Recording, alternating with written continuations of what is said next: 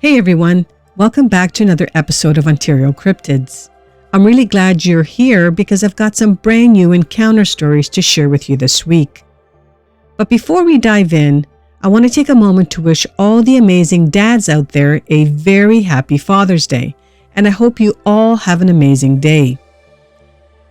If you enjoy this kind of content, don't forget to hit that like button, the subscribe button, and hit that notification bell so you'll never miss another upload. And if you have an encounter of your own, I'd love to hear about it. Send your stories to ontariocryptids@gmail.com. Now sit back and relax and let's jump into this week's encounter stories.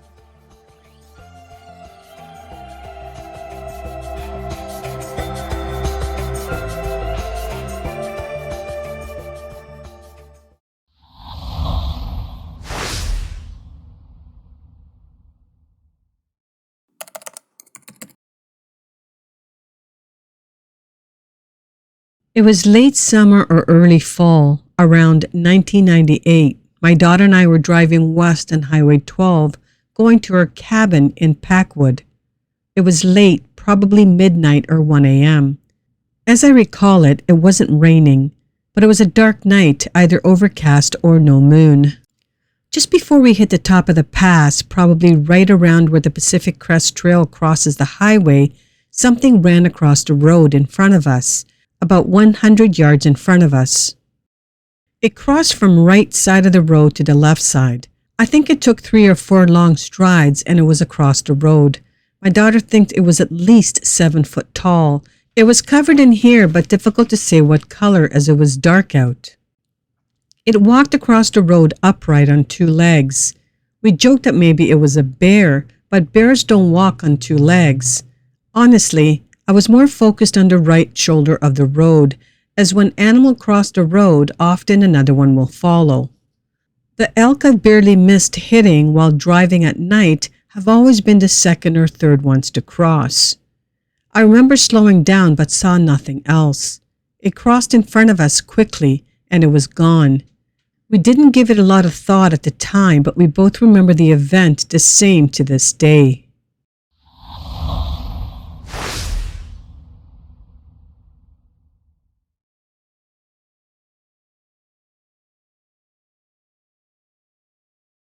My son and I were hunting on the 4830 road, which goes from Art Lake to Hager Lake. The road follows the ridgeline from Art Lake until it drops down to Hager Lake. About a mile south of Art Lake, headed towards Hager Lake, there are some old-growth Douglas fir. In that area, there's a small landing where they probably parked equipment when they were logging in the area. It's a good place to park and get off the road. We were elk hunting there in November of 2014. We pulled a pickup into that spot and got out and walked maybe 50 or 100 yards. The weather was very mild, no rain, no snow, and no wind. Suddenly, about 100 yards or so above us, something either broke a large tree limb or snapped a small tree in half. It was very startling and it was a sharp sound, almost like a rifle report. We were trying to figure out what it was, and we scanned the hillside above us, looking for a large animal and expecting to hear something else if a bear or elk were in the area. It was dead calm, but we heard nothing. It was late afternoon, maybe an hour before sunset. Suddenly we got hit with this nauseating, putrid smell. It smelled like a cross between a wet dog and rotten meat. The hair in the back of our necks went up.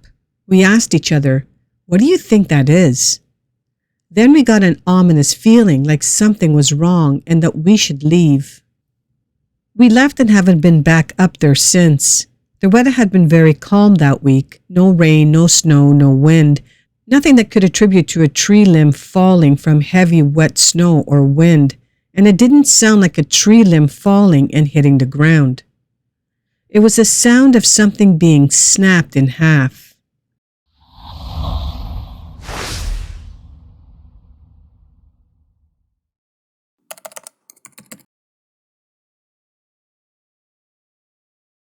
I saw a milk chocolate colored figure step out into the field walking on 2 legs.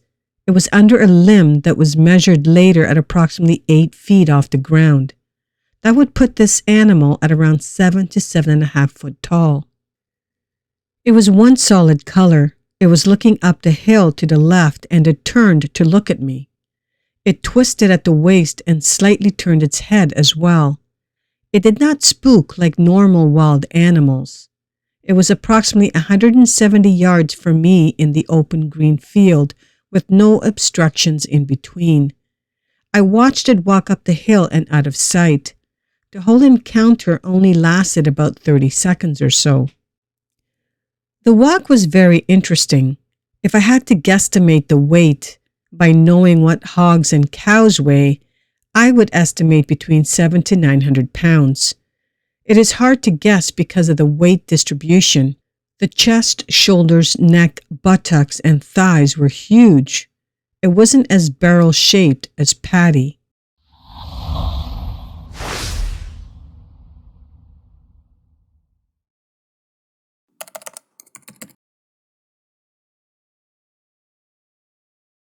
I saw 2, what I believe were Bigfoots, the weekend of October 4th, 2024, on the meander in McCall, Idaho.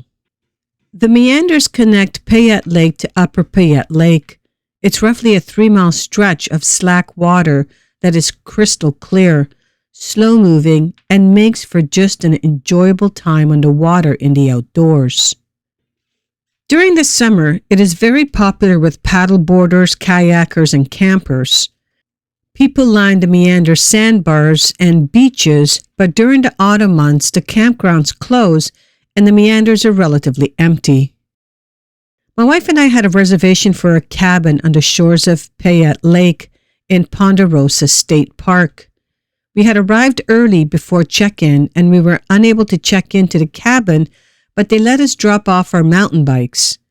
So we decided to go to our drop-in spot in the river, unloaded our paddle boards, and we would tool around until we could check in.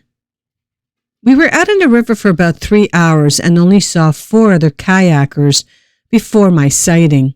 It was overcast, about 72 degrees, a little chilly, but occasionally the sun would peek through and warm us up.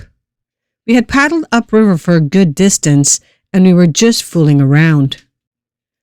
I had recently purchased a cheap GoPro knockoff and was having fun filming underwater and into the forest around us. I had stopped on a sandbar and my wife had stopped about 20 yards upriver from me. I had the GoPro out and I had just completed filming 360 degrees around me. I stopped, set the GoPro down, and looked up into the woods across from me, and I saw 2 figures standing in a group of trees, roughly 70 yards across the river.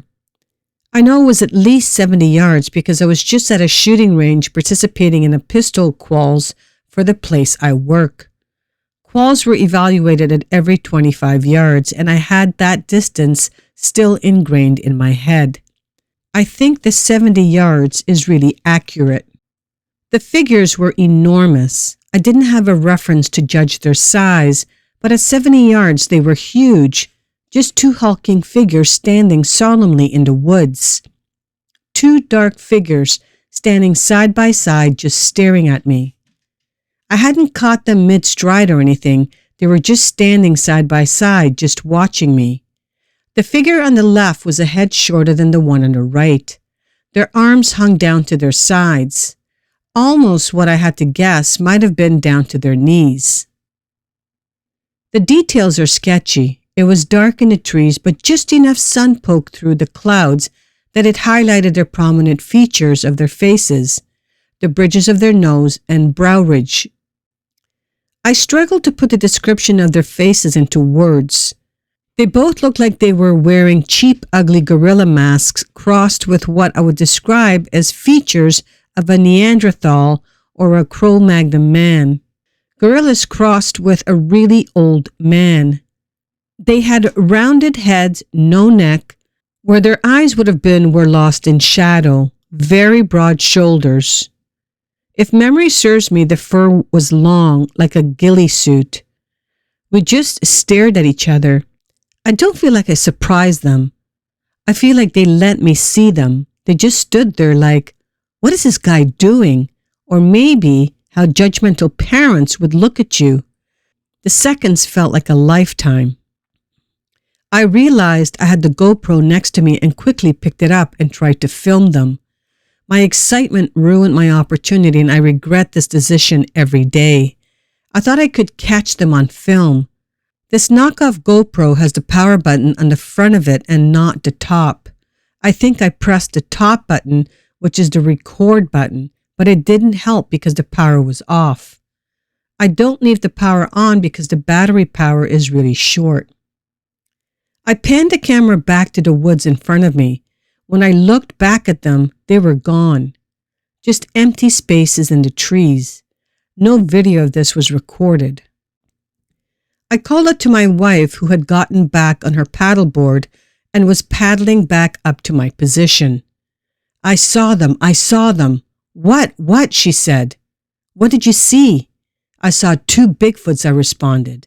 They were just standing out there watching me, right there. At this point, I was just about to cry. The emotion I was feeling was unexplainable. I'm a 54-year-old man who has believed in Bigfoot since I was 8 years old. I had just had the most perfect sighting, the sighting I had always hoped for, and I blew it trying to record them. My wife panicked. What? Where? What? I can feel them watching me. She took off. She just paddled off and left me standing there on the sandbar. I was determined to see them. I was on the verge of tears, so emotional. I was so excited. I had seen not 1, but 2 Bigfoots looking at me like I was something they were surprised to see. I shocked them that I was there. The experience was overwhelming. I got back on my paddleboard and started paddling across the river. I took out my cell phone and yelled, Please, I need to see you again. I believe in you. Please come back. I need to see you again. I had moved out to the middle of the river, and I thought I was seeing a face, highlighted by the sun, coming through the trees at a different location. It was the same highlighting from the sun, the bridge of the nose and brow ridge. I was drifting in the middle of the river and trying to focus in on what I was seeing. I was taking pictures with my cell phone, and suddenly the experience changed. The atmosphere changed. I felt like I wasn't welcome. I was in danger and I needed to leave immediately. I have those pictures and what can be argued as pareidolia, but I think I have the face of a Bigfoot. Thank you so much for sticking around until the end. I truly hope you enjoyed today's episode and the encounters we explored together. A big shout out to all the dads out there. Happy Father's Day. I hope you're getting the recognition and relaxation that you deserve today. And of course, a heartfelt thank you to our amazing channel members, Elizabeth, Jim, and Teresa. Thank you so much for your support. It is much appreciated. If you haven't already, don't forget to hit that like button, that subscribe button, and hit that notification bell so you'll never miss another episode. And if you have an encounter of your own, I'd love to hear about it. Send your stories to OntarioCryptids@gmail.com, and it could be featured in a future episode. Wishing you all a fantastic week ahead, and don't miss next week's episode of Ontario Cryptids. More chilling stories are on the way.